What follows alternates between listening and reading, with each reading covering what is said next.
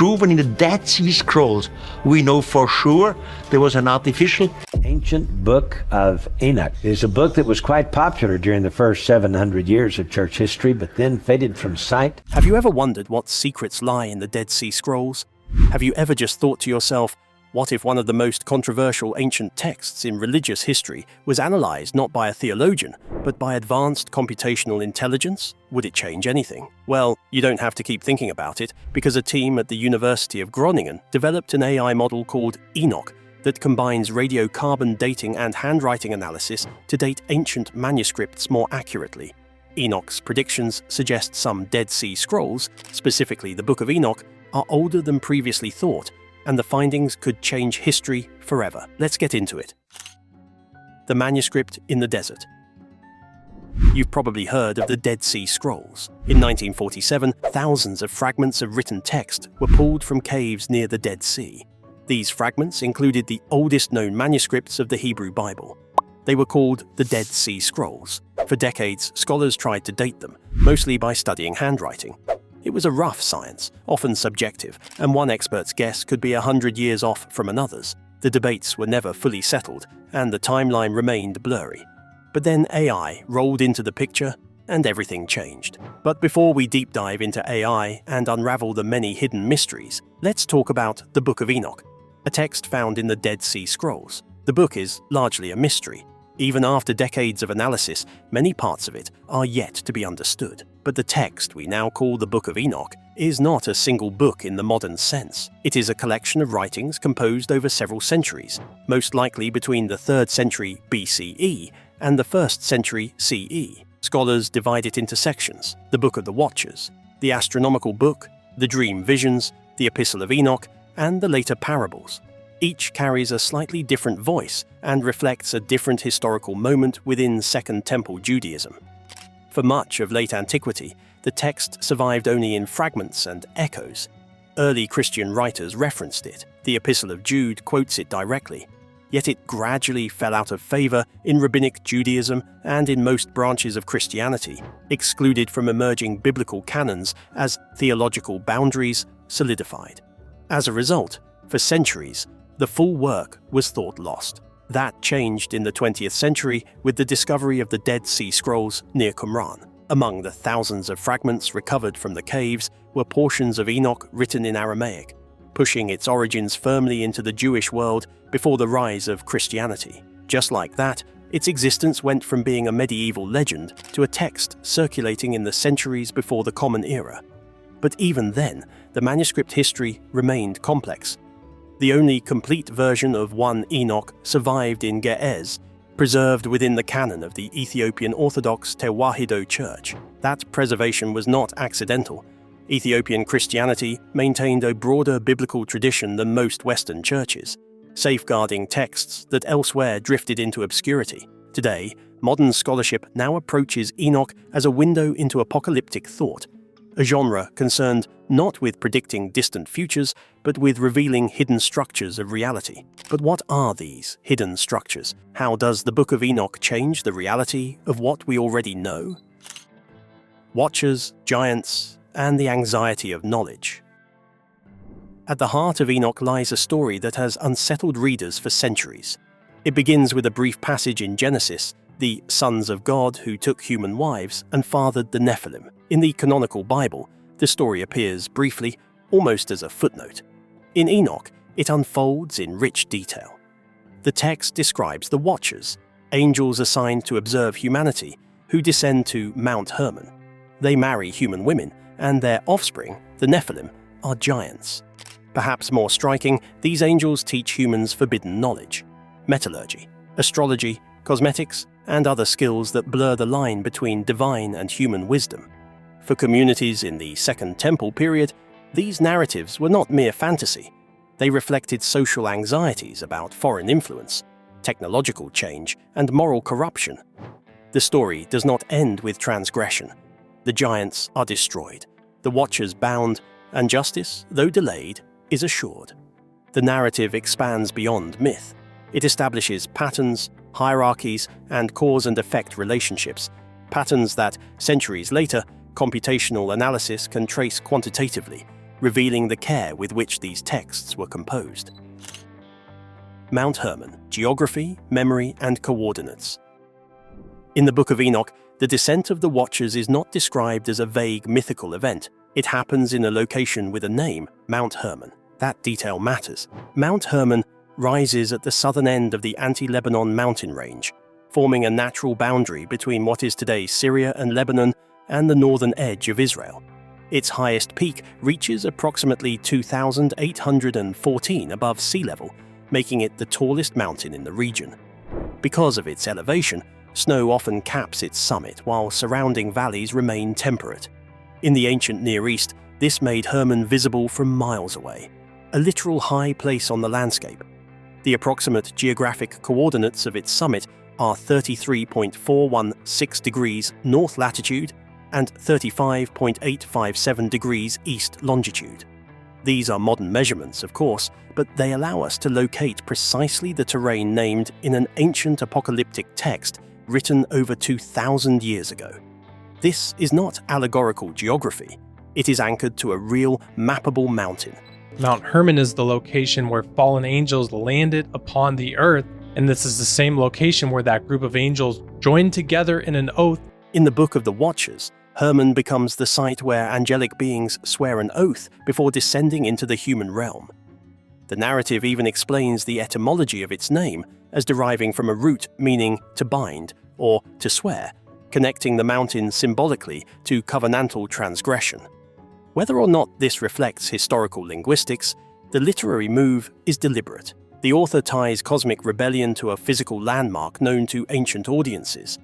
Mount Hermon also carries historical and religious weight outside the Enochic tradition. In the Hebrew Bible, it marks the northern boundary of the Promised Land. Later Jewish tradition sometimes associates it with spiritual liminality, a threshold space between heaven and earth. Its height and isolation made it a natural candidate for ritual activity in various periods. Archaeology in the broader Hermon region reveals evidence of ancient cultic structures. During the Hellenistic and Roman eras, temples were built on elevated points along the mountain's slopes. The most famous of these sites lies at Banias, ancient Caesarea Philippi, near the southwestern base of Hermon, where shrines were dedicated to Pan and other deities. While these structures postdate the composition of Enoch, they confirm something important. Hermon functioned historically as a sacred geography. It was not an arbitrary mountain selected by a later writer unfamiliar with the land. However, there is no verified archaeological discovery of an ancient temple on Hermon's summit that directly corresponds to the narrative in Enoch.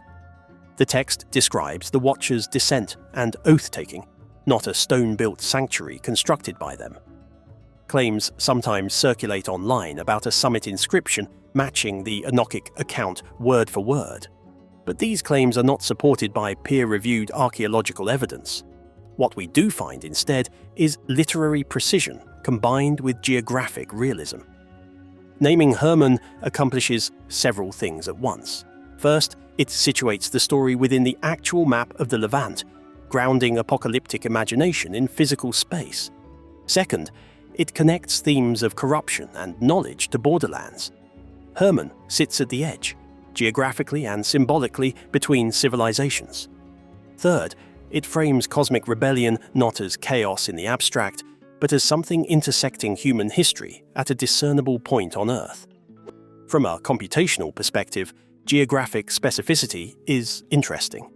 When AI models analyze ancient texts, they can tag place names, compare their frequency across corpora, and assess how consistently such names appear within different textual layers. In Enoch, Hermon appears specifically within the Watchers' tradition, reinforcing scholarly assessments that this section represents one of the earliest strata of the text. The geographic reference coheres stylistically and thematically with other Second Temple Jewish writings that anchor revelation in known terrain. Coordinates, then, function not as mystical codes but as confirmation of something simpler and perhaps more compelling. The authors of Enoch wrote about a real mountain. They assumed their audience knew it. The power of the story partly depended on that recognition. A distant cosmic event is less provocative than one said to occur on a peak you could, in principle, visit. In this way, Mount Hermon becomes a bridge between myth and history. It does not prove supernatural claims. It does not confirm the literal descent of celestial beings. What it demonstrates is that the intellectual world of Second Temple Judaism was comfortable weaving together cosmology and cartography. The heavens were mapped, so was the earth. And in the narrative imagination of Enoch, the two intersected at a summit whose coordinates we can still plot today. Within the broader flow of our script, Hermon functions as a grounding device. Before we consider theology, calendar mathematics, or manuscript dating, we stand on physical soil. The mountain is there. It has a measurable height. It occupies specific latitude and longitude. The text names it with intention. That combination is part of what makes the Book of Enoch endure. AI and the Groningen findings. By the 21st century, scholars had long recognized that the Book of Enoch is complex, multi-layered, and difficult to date precisely. Traditional methods like paleography, radiocarbon testing, and linguistic analysis could only go so far. That's where artificial intelligence entered the picture. At the University of Groningen, a team of researchers developed an AI system specifically designed to analyze ancient manuscripts. This system combined three approaches: handwriting analysis, stylometry, and radiocarbon probability modeling. Handwriting analysis examines subtle features like letter formation, stroke patterns, and spacing to distinguish individual scribes. Stylometry compares word choice, grammar, and phrase repetition to detect compositional layers. And radiocarbon probability models refine physical dating by integrating statistical uncertainties across multiple samples. Applied to fragments of Enoch from the Dead Sea Scrolls. In fact, in ancient times, the Book of Enoch was so widely read and regarded, 11 copies of it were found among the Dead Sea Scrolls. They were intact, complete, and perfectly matched the text of the Ethiopian Bible. The AI revealed what scholars had long suspected but could not prove. The text is composite. Different sections display distinct linguistic patterns and stylistic markers, suggesting multiple authors or editors over time. For example, the Book of the Watchers uses consistent terms for angels and punishment, whereas the parables introduce new vocabulary and syntactic structures. The AI quantified these differences, showing measurable shifts between layers, evidence that human readers can sense but cannot measure precisely. Beyond authorship, the Groningen analysis also hinted at chronological refinements. Some fragments, previously dated to the 1st century BCE, align more closely with slightly earlier windows when modeled against linguistic and scribal data. These adjustments are subtle, decades rather than centuries, but they matter, because even a shift of a few decades affects our understanding of the text's influence on contemporary Jewish and early Christian thought. The AI also highlighted patterns that had been invisible to traditional scholarship. In the astronomical book, for instance, the 364-day calendar reveals repeated numerical sequences, mirrored phrasing, and precise weekly alignment. The computational analysis shows that these patterns are intentional rather than coincidental. This means that Enoch is not only literary, it is mathematically structured, demonstrating the author's concern with cosmic order, ritual timing, and symbolic symmetry. Finally, AI allowed researchers to detect connections across dispersed fragments. Sections previously assumed unrelated share linguistic fingerprints, suggesting deliberate compilation and arrangement. This reveals that Enoch's final form was not accidental or random. It was carefully constructed to guide readers through moral, cosmic, and calendrical ideas in a specific sequence. Timeline implications and historical shockwaves. You might be wondering what this means for reality as we know it, because the truth is the computational analysis of Enoch does more than clarify scribal layers or refine manuscript dates. It invites reflection on what the text's age and composition might mean for history, without making any dogmatic claims, of course. If portions of the text are older than previously assumed, or if sections align closely with concepts later echoed in early Christian writings, our understanding of theological development shifts. One example is the Parables of Enoch, a section that introduces a figure described as the Son of Man, a messianic figure who executes judgment and brings justice. The terminology predates the New Testament, and is strikingly similar to language later found in early Christology. While it would be an overstatement to say this proves direct influence, it raises the possibility that Second Temple Jewish thought already contained sophisticated messianic concepts that the early Christian movement later engaged with. Historical echoes of Enoch appear in the writings of early church fathers.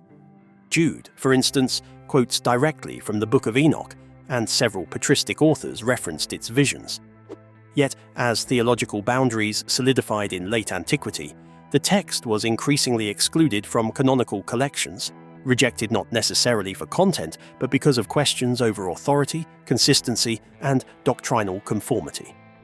These historical processes remind us that Enoch's disappearance from most biblical canons does not diminish its influence.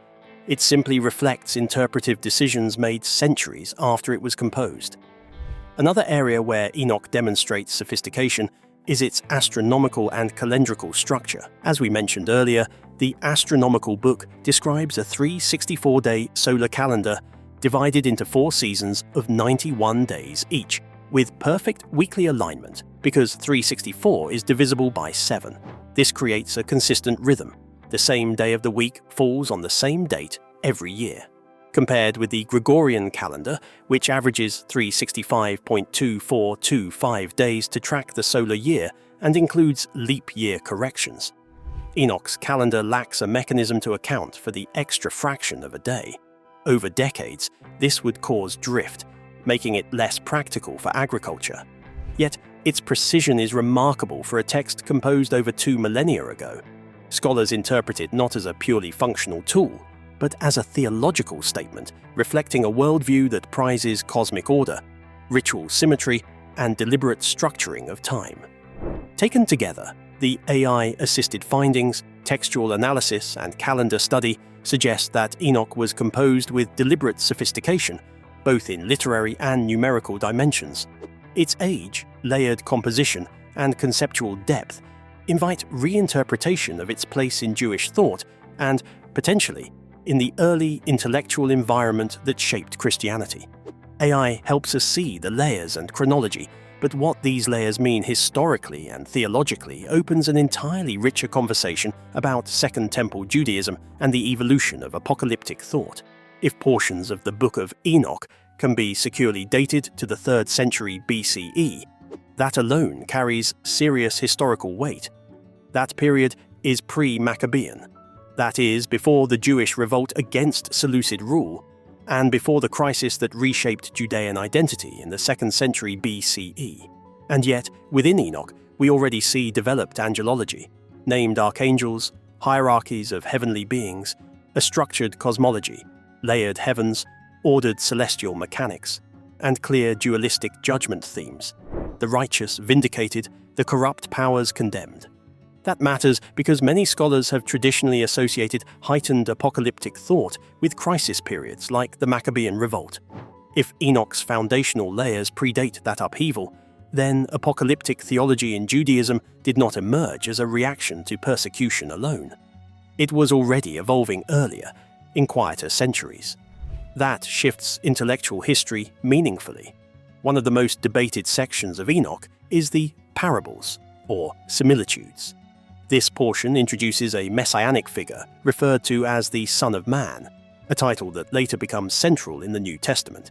Here is where the discussion becomes careful. If the parables section predates Christianity, then the Son of Man language represents a Jewish theological development that early Christians drew from. If it post-dates Christianity, then it may reflect reciprocal influence. The debate hinges on dating. Fragments of other sections of Enoch were found at Qumran among the Dead Sea Scrolls. Archaeologists were surprised to find that whoever collected the Dead Sea Scrolls considered the Book of Enoch to be of vital importance, preserving 11 different manuscripts, including versions never seen in modern times. The parables, however, were not. Some scholars argue this implies a later composition date, perhaps in the 1st century CE. Others contend that stylistic and theological continuity suggest an earlier origin. What makes this significant is not proving influence in one direction or another. It is recognizing that the conceptual landscape in which early Christianity emerged may have already included sophisticated messianic speculation. Enoch shows us that Second Temple Judaism was not theologically static. It was exploring titles, cosmic mediators, judgment figures, all of which were ideas that later traditions would develop further. Now, let's talk about the 364-day calendar. The astronomical book's 364-day calendar is often described as schematic. 4 seasons, each 91 days, perfectly aligned to weeks. Instead of asking whether it secretly encodes modern astronomical precision, the more grounded question is, why insist on this system? Many scholars connect the 364-day calendar to priestly groups who disagreed with the lunar-solar calendar used in the Jerusalem temple. Calendar disputes were not technical arguments. They were identity arguments.